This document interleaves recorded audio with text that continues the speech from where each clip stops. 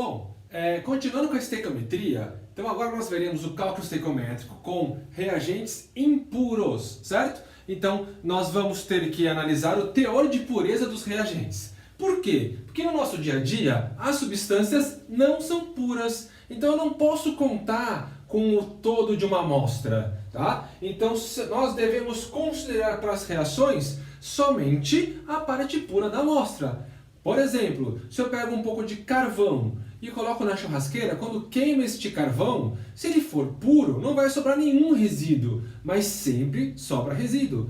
Então, para fazer uma reação química, a impureza que nós temos nas amostras, elas não são necessariamente algo que vai fazer mal. Tá? A impureza é aquilo que não se converte no produto desejado. Tá? Então, como é que a gente vai raciocinar? Então, se essa aqui é a nossa amostra, eu vou desconsiderar essa parte impura. Tá? Então, o teor de pureza de uma substância é a relação da massa da amostra, que é o 100%, pela parte pura, pela massa pura, que eu chamei aqui de x%. Tá? Então, assim você acha o teor de pureza de uma substância. Beleza? Bom, então, o importante que você guarde é quem vai se relacionar com o produto lá no cálculo estequiométrico, na regra de 3, é sempre a massa pura. Tá? A massa da amostra não entra na regra de 3. Vamos lá? Primeiro exemplo. Ó. Qual o volume de CO2 na CNTP é formado na queima de 400 gramas de carvão com 90% de pureza? Tá? A gente vai enxergar em alguns exercícios, né, escrito 90% de pureza ou carvão com teor de carbono, tá? Então, alguns termos que aparecem aí. Então, esse exercício nos deu a massa da amostra e o teor da pureza. Não posso usar esses 400 gramas, porque essa não é a massa total de carbono. Então, eu preciso tirar o teor de pureza. Bom, 400 gramas é o 100%, 90% é a nossa massa pura. Então nós chegamos que desses 400 gramas, 360 gramas é carbono. Beleza. Então o carbono mais o oxigênio formando CO2, a equação do processo. Né? Então no cálculo estequiométrico, proporção em mol, substitui o mol pela grandeza necessária. Lembra que depois de estabelecida a proporção em mol, você pode substituir o mol pela grandeza que ele representa. Então aqui 12 gramas é a massa molar do carbono, 22,4 é o volume molar nas CNTP. Tranquilo? Beleza. Então 360 gramas é a massa pura, então é a massa pura que entra no nosso cálculo. Joinha? E aí acharemos um volume de 672 litros. Joia?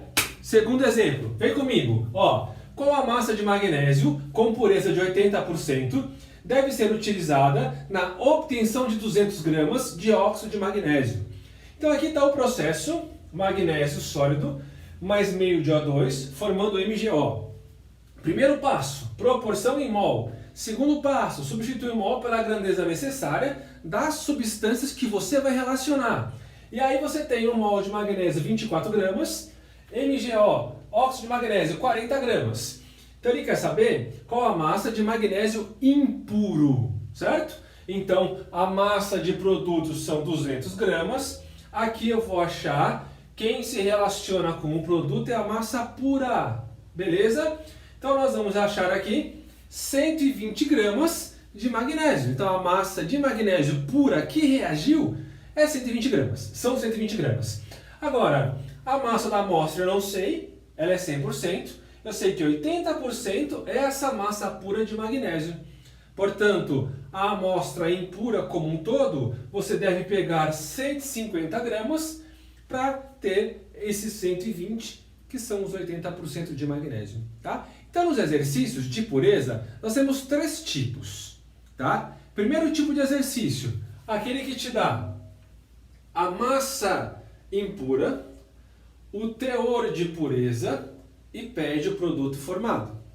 Segundo tipo de exercício, aquele que te dá o teor de pureza, a massa de produto formada e pede a quantidade de amostra necessária, impura.